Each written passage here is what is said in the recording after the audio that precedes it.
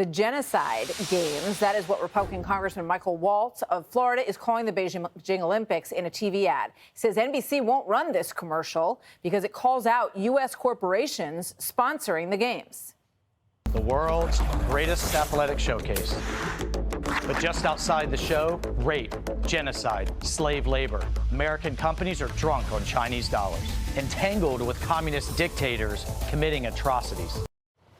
NBC Universal telling us moments ago, quote, per NBC Universal's longstanding advertising guidelines, changes to the ad were requested so it could air. With that, we bring in Republican Congressman Michael Waltz of Florida. Congressman, good to have you with us. So what changes were they asking for in order to air this ad? Yeah, we actually booked the airtime for tonight during the Olympics, and NBC came back at the last minute and said, "Well, we'll run it if you make material changes and you take down all the company logos." Kind of the point, Martha, right? I mean, this was a non-rejection rejection, and at the end of the day, NBC is doing the bidding of the Chinese Communist Party, and all of these companies that preach social justice here at home are turning a blind eye to, I think, was the greatest and most disturbing, disgusting genocide since the Holocaust, and they are they're complicit. They are funding what we said at the end of the ad, which, by the way, was with Inez Cantor Freedom, was stop funding dictatorships. Let's defund the dictators, and to the American people, when you see Made in China, put it down. Yeah, I mean, this is a statement that came out today about the Uyghur torchbearer, who is a cross-country skier who lit the torch, and everyone was supposed to say, "Oh, look, isn't it wonderful? This Uyghur athlete and this Chinese national athlete, together lighting this torch." And leadership in China said, "This proves, you see, we're all just one family here."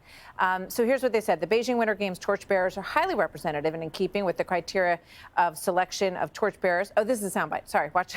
They can say it better than I did. Watch. The Beijing Winter Game torchbearers are highly representative and in keeping with the criteria of selection of torchbearers. We hope the relevant party can see this in an objective and reasonable manner. So what happened to that cross-country skier after she lit the torch there, Congressman?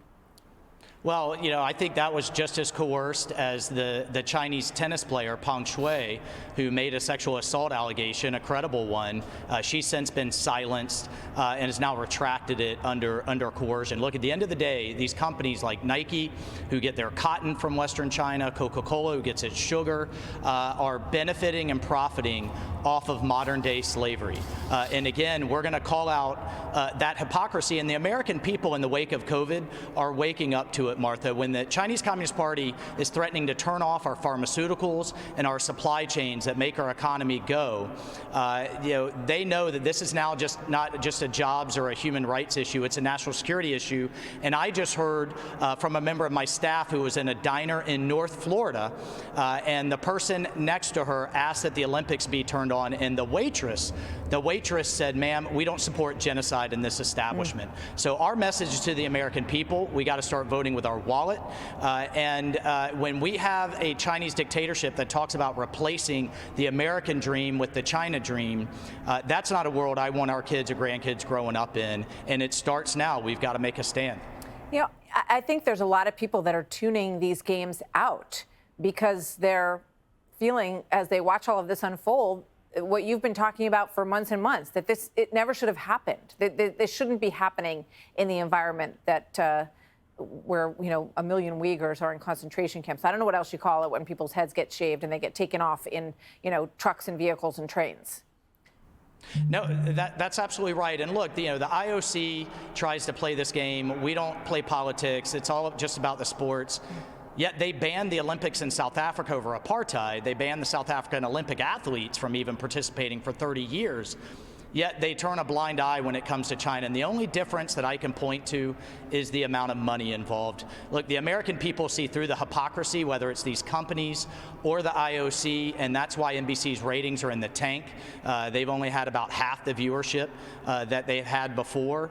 And again, but we need a real wake-up call across the country. That's what this ad was designed to do. And NBC's censorship, an attempt to do the bidding of the Chinese Communist Party, I think has only put a bigger spotlight on it. Well, you've done a great job at bringing attention to the human rights atrocities that are happening in China. And we're going to talk about this every single day during the Olympics because you're not going to see it on other networks like NBC.